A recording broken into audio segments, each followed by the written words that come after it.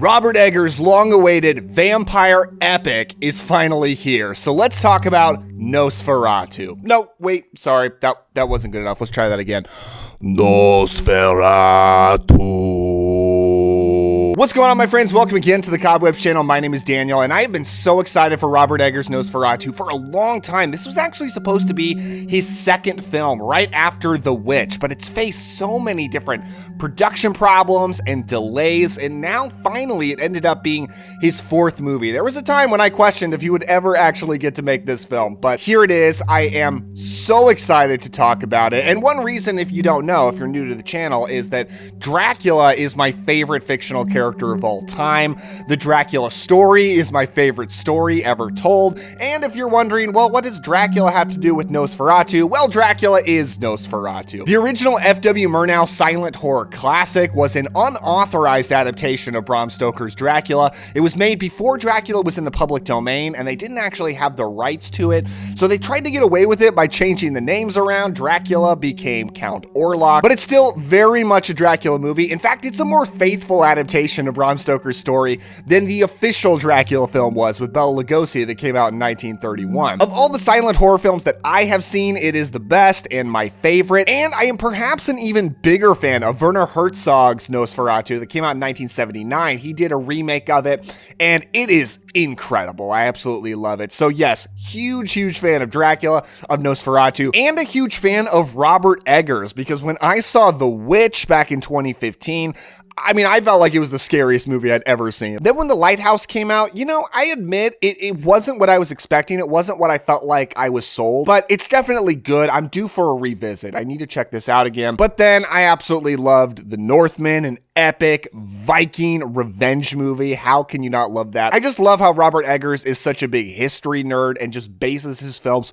so deeply in real history and just real beliefs, because even when he is creating supernatural things in his movies, it's based on like real folklore, real things that people believed in whatever time period he's working with. So let's get into Nosferatu, spoiler free, of course, but also this isn't a real like gotta avoid spoilers kind of movie. It's a remake of a very old film that is an adaptation of a very old story. Robert Eggers is a pretty traditional history-based guy, so it's not really that kind of thing. It's really all about the execution, right? So Nosferatu stars Nicholas Hoult and Lily Rose Depp as Thomas and Ellen Hutter. They are a newlywed couple, and Thomas is given the opportunity to make a name for himself, to make his fortune by traveling to Transylvania to meet with a very old count from an ancient bloodline, Count Orlok. And of course, he's going to find some pretty creepy vampire happenings. It's also starring Willem Dafoe, Aaron Taylor Johnson, Ralph Ineson, and Bill Skarsgård. Now, what did I like about this movie? Well, I love Robert Eggers' style. I love the way he approaches filmmaking, and I was just so happy to be able to see a vampire film from him. When I found out he would be making a vampire movie, I felt like it was going to be exactly what I want to see in a vampire movie,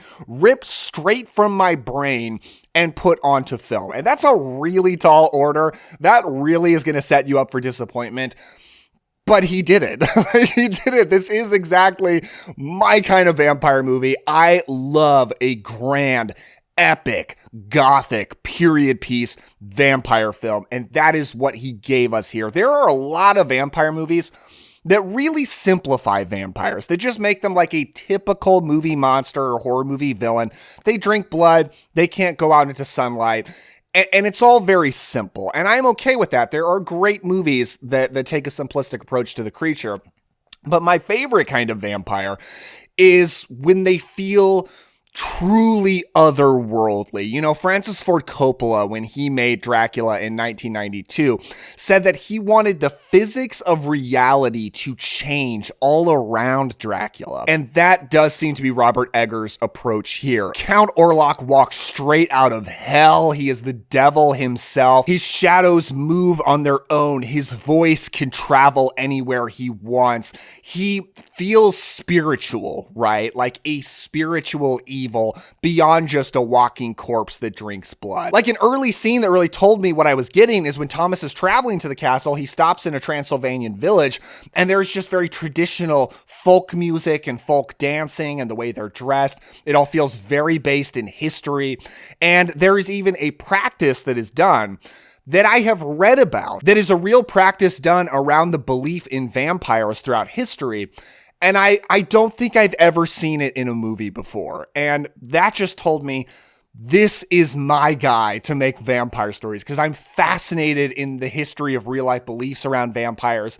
And not enough movies are. And Robert Eggers is a guy who is fascinated by that as well. And this is the vampire movie for the vampire history nerd. And I thought that was so awesome. You know, I've talked on this channel before about how, like, I love vampires, but in a lot of modern vampire films, like ever since the 2000s, they've been mainly used for action, comedy, and teen romance. It feels like there's been a real fear around using vampires for actual horror, especially using Dracula for actual horror. It's been done in the 2000s sometimes, but not near as much as it was in the past. And, you know, I can kind of understand that because Dracula is such a well-known character. Everybody knows him. There are plush dolls of him. Adam Sandler has played him in kids' cartoons. He's on cereal boxes. It probably seems too difficult to a lot of people to make him scary anymore. But it feels like Robert Eggers set out to make this movie and said, I'm going to make Dracula, Count Orlok, whatever, they're the same character. I'm going to make Dracula the scariest character that has ever existed in any movie. That's what I'm going to do with him. Man, he goes for it. I'm not going to say he does it. I'm not going to say this is the scariest character of all time, but you feel that attempt. You feel like he's trying to make him as terrifying as possible. And I was so happy to see that Dracula, or Count Orlok, whatever, treated with this level of respect, because I believe Dracula is the greatest horror character of all time.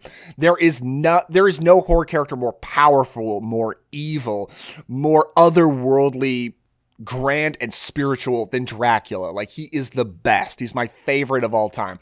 And this is a movie that treats him with that kind of respect. I loved it so much. But how is Bill Skarsgård's performance as Count Orlok? You know, when he was announced to play Count Orlok, I was actually a little bit worried because, you know, he's already made a name for himself as a horror icon when he played Pennywise in the It films, but he always seemed a little bit too boyish and a little bit too pretty to play Count Orlok, a Dracula character.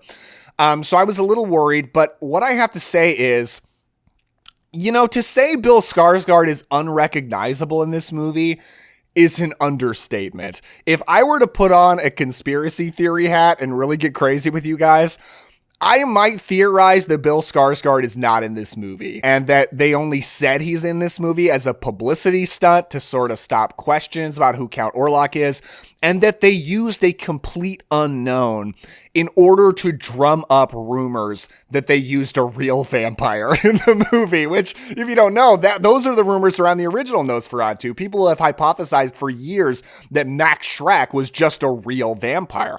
There's a whole movie made all about that. It's called Shadow of the Vampire. It's about the making of the film, and it is, in that movie, Max Schreck is a vampire. Starring Willem Dafoe, actually. So he's in 2 Nosferatu films, which is great. It almost feels like that's what they did with this movie. Now, that's probably not true, so I'm not really saying that. But based on the film I saw, it's not that crazy, because I didn't see Bill Skarsgård here, like, at all. Like, I'm looking at him. He doesn't sound anything like Bill Skarsgård. He doesn't look anything like him. If you've seen pictures of Count Orlok from this movie online, like this picture right here, that's not real. Like, that's probably AI generated. It's not real at all. It is not at all what he looks like. They really hid him in the marketing, and I think that's pretty cool, because even in the movie, they treat him like a big reveal. They take a while to fully show Count Orlok. He's treated with so much terror, and you get a great actor with Nicholas Hoult reacting to him. You know, it made me think, this movie, I was comparing it in my head a lot to Coppola's Dracula while I was watching it, because I do feel like there hasn't been a vampire movie at this of this caliber since Coppola's Dracula, since 1992, and Nosferatu is now that for the next generation. But in that film, you get Keanu Reeves acting very nonchalant around Dracula, and, you know, Keanu Reeves giving the performance he gives in that movie. I love him. It's part of the charm of that movie at this point, but it's not very good. But Nicholas Hoult is a great actor. I've been a fan of him for a while now. I think he's been doing great work lately. And you feel his terror. Like, when he is talking to Count Orlok at one point, his eyes start tearing up, because you just feel like he is in the presence of true ancient evil, and he is petrified just to be speaking to this thing. It's awesome. Like, it's so great. I was surprised by Count Orlok's look in this. I'm not going to tell you, like, I'm not going to describe it or anything, but it wasn't what I was expecting. I would say this character design is uninfluenced by any movies, by any modern interpretation of vampires at all. It really feels based in very old folklore and in Bram Stoker's novel. And I would say if you read Bram Stoker's novel when it first came out and were kind of imagining a monstrous, ancient, undead Transylvanian count in the deep, deep Carpathian Mountains, if you just tried to imagine that, you might imagine something like what you get in this movie. And I love it. I love it. It's so great. It's fantastic. I just adored anytime Count Orlok was on screen. He was my favorite part, and he should be. He should be the best part of this movie, and he is, and that made me so happy. The rest of the cast is incredible. Robert Eggers is excellent with actors. That's something so consistent. He can take, there are two actors in this movie who I don't think are really known for being among the best in Hollywood, and those are Lily Rose Depp, who's pretty new, to be honest, and Aaron Taylor Johnson. And by the way, Aaron Taylor Johnson currently starring in Kraven the Hunter, so you can see him in these two movies right now. I just think, what a difference. I assume what a difference. I have not seen Kraven the Hunter, nor will I probably ever. But they're both fantastic here. Like Lily Rose Depp, I mean, this movie asks a lot of her. A lot. She's even more integral to this story than the character usually is in like Dracula adaptations. Although there is definitely influence from the Werner Herzog version in this one. But there are some differences. The movie asks a lot from her, and she delivers. Like, she really has to go big. Like, she might have to go bigger in performance than anyone else in the movie, and she probably does. But I thought she was very good. I thought she pulled it off. Willem Dafoe, so good in this. Like, when you hear Willem Dafoe is playing Professor Van Helsing, of course, Professor Eberhardt in this, but he's basically Van Helsing. That just seems perfect. You just hear that and you're like, yeah, that works. And it is perfect. Like, this is probably like one of his great characters, one of his great performances. Just such a kooky, wacky old man. The look of the film is, of course, gorgeous. I actually doubted whether this should have been a Christmas movie because this opened on Christmas Day. I went to see it on Christmas, which is very unusual for me. It's never been a family tradition for me to go to the movies on Christmas. I actually doubted whether or not I would go, but I ended up going after we put my son to bed, so I didn't miss any of his Christmas, and I went to see this. And this was a great movie to see on Christmas. I got to admit, like when it first opens and Nicholas Hoult is walking through the streets and going into his place of business, it really looks like Bob Cratchit walking into Scrooge and Marley's. Like, it looks like a Christmas Carol. The movie is very snowy. It's a snowy winter film. And it is a Christmas film. It actually is. Christmas is brought up. There are Christmas trees. There's at least one Christmas Carol you hear in this. It's a Christmas movie. And I love that. I love it because like it felt like such a traditional, you know, like I'm hearing scary ghost stories on Christmas. There'll be scary ghost stories and tales of the glories of Christmas, which is an old British tradition. I saw a meme recently making a joke about who wrote scary ghost stories and it's the most wonderful time of the year. Like, that has nothing to do with Christmas. Yes, it does. Yes, it does. It's a very old traditional part of Christmas, ghost stories. And this felt like, this is a scary movie I should be watching on Christmas. It felt perfect. If I were to try to come up with one criticism of the movie, it might be Aaron Taylor Johnson's character. I thought the performance was great, really liked him and everything, but the character, he is our vampire denier, right? And through a lot of the movie, he's like, what? Vampires don't exist? What are you talking about? This is medieval nonsense. This is the modern world.